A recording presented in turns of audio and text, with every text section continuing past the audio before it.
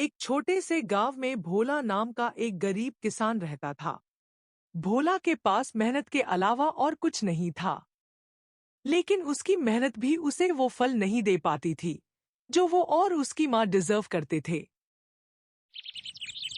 भोला शाम को थकाहारा घर लौटता है। माँ, इतनी मेहनत के बाद भी हमारे खाने के लिए मुश्किल से कुछ बचता है। भगवान कब हमारी सुनेंगे? बेटा, मेहनत कभी बेकार नहीं जाती। सही समय आने पर भगवान तुझे जरूर कुछ खास देंगे। अगली सुबह भोला खेत में हल चला रहा है।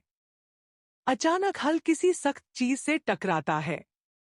भोला मिट्टी खोदता है और एक पुराना घड़ा निकालता है। वह घड़ा घर लेकर आता है। उत्सुकता में वह उसमें पानी डालता है। माँ देखो, इसमें से चावल, सब्जी, मिठाई सब कुछ निकल रहा है। ये तो जादुई गड़ा है माँ। अरे वाह, भगवान ने हमारी सुन ली बेटा। पर ध्यान रखना, तुम हमेशा इसका सही इस्तेमाल करना। कभी लालच में आकर गलत इस्तेमाल मत करना। जादुई घड़े ने भोला की जिंदगी बदल दी। कुछ दिनों बाद भोला ने अपने घर के सामने ही एक ढाबा खोल लिया। वहां लोग स्वादिष्ट खाने का आनंद लेने आते हैं। अरे वाह भाई, तेरे ढाबे का खाना तो कमाल का है। शहर वाले भी यहाँ आकर खा रहे हैं। Bro, your food is delicious. तूने इसमें क्या डाला है? भाई, ये तो बस मेरी माँ के आशीर्वाद का जादू है। दूसरी तरफ रघु, जो गांव का मशहूर चाट वाला था, अब अकेला और उदास हो गया था। भोला के ढाबे ने उसका धंधा ठप कर दिया था। वह परेशान होकर भोला के ढाबे की तरफ देखता है।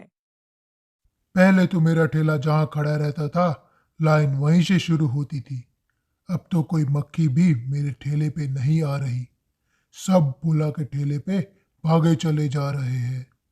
आखिर उसने ऐसा क्या जादू कर दिया है? वह एक ग्राहक से पूछता है। भाई, आखिर मेरे चाट में ऐसी क्या कमी रह गई थी कि तू अब भोला के ढाबे पर जाता है? तेरी चाट अच्छी है रघु भाई, लेकिन भोला के खाने में जो स्वाद है वो कहीं और नहीं मिलता पूरे गांव में। रघु यह सुनकर और परेशान हो जाता है। वह ठेले से उठकर भोला के घर की तरफ जाता है। रघु चुपके से भोला के घर में झांकता है। वह देखता है कि भोला एक घड़े में पानी डालता है और उसमें से तरह तरह का खाना निकलता है। रघु को पता चल गया कि भोला की तरक्की के पीछे जादुई घड़ा है। यह देखकर रघु के मन में जलन और लालच दोनों बढ़ने लगे। तो ये है भोला के ढाबे का राज। अगर ये घड़ा मुझे मिल जाए तो मेरा ठेला मुझे फिर से दौलत, शौहरत और इज्जत दिला सकता है।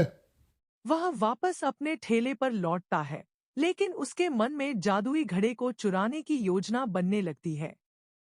रघु रात को चुपके से भोला के घर में घुसता है और घड़ा चुरा लेता है। अगली सुबह भोला और उसकी माँ देखते हैं कि घड़ा गायब है। माँ, हमारा जादुई घड़ा तो कोई चुरा ले गया है। अब हम क्या करेंगे? अरे बेटा, तुम इतनी चिंता क्यों कर रहे हो? ऊपर वाला सब देख रहा है। जिसने भी इसे चुराया होगा ना, वो इससे संभाल नहीं पाएगा, क्योंकि ये सिर्फ अच्छे कामों के लिए बना है। दूसरी तरफ रघु अपने ठेले पर घड़े का इस्तेमाल करता है। जैसे ही वह उसमें पानी डालता है, घड़े से गोबर और गंदगी निकलने लगती है। रघु के ठेले पर लोग गुस्से में आकर शिकायत करते हैं। अबे ओ येड़े रघु, तूने ये क्या कर दिया? तेरे चाट में से बदबू आती है। छी! रघु, कुछ तो गड़बड़ है, तभी ऐसा हुआ है। रघु परेशान होकर भोला के पास जाता है और माफी मांगता है। बोला, मेरे दोस्त, मैंने पैसों के लालच में अंधे होकर तुम्हारा जादुई घड़ा चुराने की कोशिश की थी। मैं तुमसे माफ़ी मांगने के लायक तो नहीं हूँ, फिर भी हो सके तो मुझे माफ़ कर देना दोस्त। रघु, दोस्ती में no sorry, no thank you. ऐसे छोटे छोटे गांवों में ऐसी बड़ी बड़ी बातें होती रहती हैं। लेकिन तुझे भी मुझसे एक वादा करना होगा रघु। आज से तुम मेरे लिए काम करोगे और हम इस गांव के करण अर्जुन बन जाएंगे। बोला, तूने मुझे माफ़ कर दिया? मैं तुम्हारा ये एहसान जिंदगी भर नहीं भूलूंगा। ये वादा रहा मेरा तुमसे। अब हम दोनों भाई साथ मिलकर काम करेंगे और इस ढाबे को उस मुकाम तक पहुंचाएंगे जिसके बारे में कोई सोच नहीं सकता। भोला और रघु मिलकर ढाबे को और बेहतर बनाते हैं। रघु अब अपने हुनर का इस्तेमाल ढाबे में चाट और कचौरी बनाने के लिए करता है। जादुई घड़ा दोनों की मेहनत का साथ देता है। अरे वाह, यह ढाबा अब पूरे गांव में फेमस हो गया है।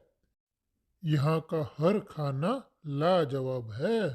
देख रघु, मेहनत और ईमानदारी से जो हासिल होता है ना, उसे 11 मुल्कों की पुलिस भी तुमसे छीन नहीं सकती। हाँ, सच कहा बोला भाई, अब से मैं सच्चाई के रास्ते पे ही चलूंगा।